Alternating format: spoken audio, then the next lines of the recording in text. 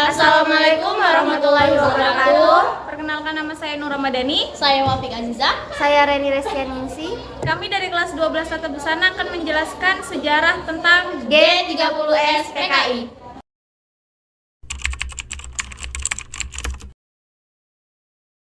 G30S PKI atau Gerakan 30 September merupakan bagian yang tak lepas dari sejarah Indonesia. Peristiwa itu terjadi pada 30 September dan dilancarkan oleh Partai Komunis Indonesia atau disebut dengan PKI. PKI adalah salah satu partai tertua dan terbesar di Indonesia. Anggota PKI terdiri atas kalangan intelektual, buruh hingga petani. Bahkan pada pemilu tahun 1955, PKI berhasil meraih 16,4% suara dan menempati posisi keempat di bawah PNI, Masyumi, dan NU.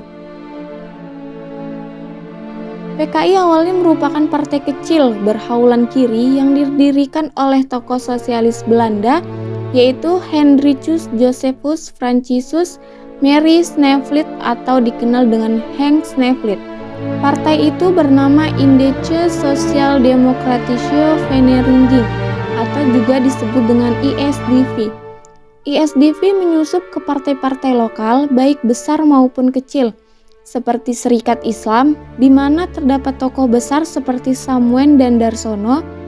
Kemudian pada tahun 1920-an, ISDV kemudian mengilhami lahirnya PKI dengan Samuel sebagai ketua dan Darsono menjadi wakilnya. G30 SPKI terjadi pada tahun 1965 dan dimotori oleh Dipa Nusantara Aidit atau DN Aidit, pemimpin terakhir PKI. Menurut buku Api Sejarah 2 oleh Ahmad Mansur Suryanegara, menurut Arnold C. Bregman, DN Aidit mendukung konsep Khrushchev, yakni "If everything depends on the communists, we will follow the peaceful way", yang artinya, bila segalanya bergantung pada komunis, kita harus mengikuti dengan cara perdamaian. Pandangan itu disebut bertentangan dengan konsep Mao Zedong dan Stalin yang secara terbuka menyatakan bahwa komunisme dikembangkan hanya dengan melalui perang. G30 SPKI kemudian dilancarkan pada malam hingga dini hari, tepat pada akhir tanggal 30 September dan masuk 1 Oktober 1965. Gerakan itu mengincar perwira tinggi TNI AD Indonesia,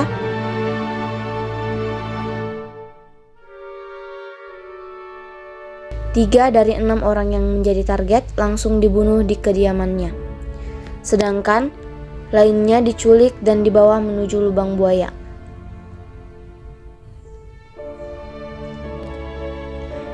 Keenam perwira tinggi yang menjadi korban G30 SPKI antara lain Letnan Jenderal Anumerta Ahmad Yani, Mayor Jenderal Raden Suprapto, Mayor Jenderal Mastirto Darmo Haryono, Mayor Jenderal Siswondo Parman, Brigadir Jenderal Donald Ishak Panjaitan, dan Brigadir Jenderal Sutoyo Siswo Miharjo. Salah satu tujuan utama gerakan ini adalah menggulingkan pemerintahan era Soekarno. Selain itu, PKI juga bertekad untuk mengubah Indonesia menjadi negara komunis. Beberapa tujuan G30 SPKI adalah sebagai berikut. 1. Menghancurkan Negara Kesatuan Republik Indonesia dan menjadikannya sebagai negara komunis. 2. Menyingkirkan TNI Angkatan Darat dan merebut kekuasaan pemerintahan. 3. Mewujudkan cita-cita PKI, yakni menjadikan ideologi komunis dalam membentuk sistem pemerintahan yang digunakan sebagai alat untuk mewujudkan masyarakat komunis. 4. Mengganti ideologi Pancasila menjadi ideologi komunis. 5. Kudeta yang dilakukan kepada Presiden Soekarno tak lepas dari rangkaian kegiatan komunis internasional. Kronologi G30S PKI. Penyebar luasan ideologi komunis yang dilakukan oleh PKI menimbulkan kecurigaan dari kelompok anti-komunis. Tindakan tersebut juga mempertinggi persaingan antara elit politik nasional. Kecurigaan itu memunculkan desas-desus di masyarakat, terlebih menyangkut kesehatan Presiden Soekarno dan Dewan Jenderal Angkatan Darat. Di tengah kecurigaan tersebut, Letnan Kolonel Untung, Komandan Batuan 1 Kawal Resmen Cakaribirawa, yakni pasukan khusus pengawal presiden, memimpin sekelompok pasukan dalam melakukan aksi bersenjata di Jakarta. Pasukan tersebut bergerak meninggalkan daerah Lubang Buaya. Peristiwa ini terjadi pada tengah malam pergantian hari Kamis 30 September 1956 menuju hari Jumat 1 Oktober 1965. Kudeta yang sebelumnya dinamakan Operasi Takari diubah menjadi Gerakan 30 September. Mereka menculik dan membunuh para perwira tinggi Angkatan Darat. Aksi tentara tersebut pada tanggal 30 September berhasil menculik 6 orang perwira tinggi Angkatan Darat. 6 jenderal yang gugur dalam peristiwa G30 SPKI antara lain Letnan Jenderal Anumerta Ahmad Yani, Mayor Jenderal Raden Suprapto, Mayor Jenderal Masti Darmoto Haryono, Mayor Jenderal Siswando Parman, Brigadir Jenderal Donald Ishak Panjaitan, dan Brigadir Jenderal Sutyoyo Sismoharjo.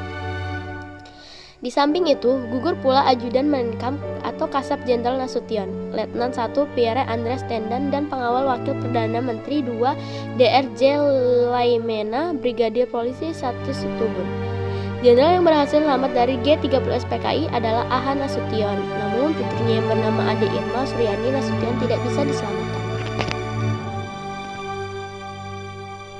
Sekian penjelasan dari kami. Wassalamualaikum warahmatullahi wabarakatuh.